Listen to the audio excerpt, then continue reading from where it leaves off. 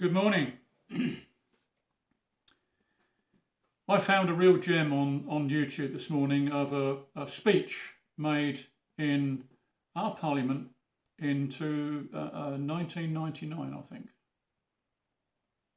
Now, a man of integrity is a rare thing in today's Punch and Judy show of Parliament.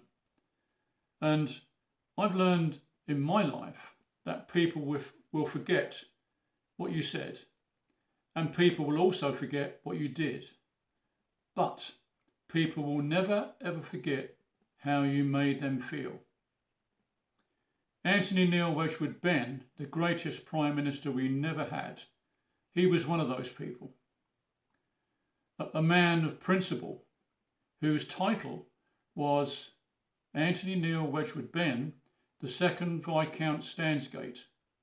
But he renounced that title and also his Christian names and simply called himself Tony Benn. He was also affectionately called Wedgie, but mockingly some called him a champagne socialist, which he wasn't. I would encourage you to listen to this speech. It's wonderful, and it takes in what is actually happening today.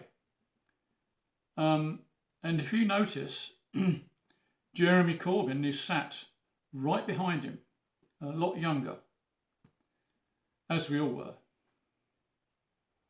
Now I will leave a link under the descriptions to this video. Now, in today's world, that speech would have seen Tony Benn banished from the Labour Party for anti-Semitism, just as Jeremy Corbyn was banned for speaking out his mind.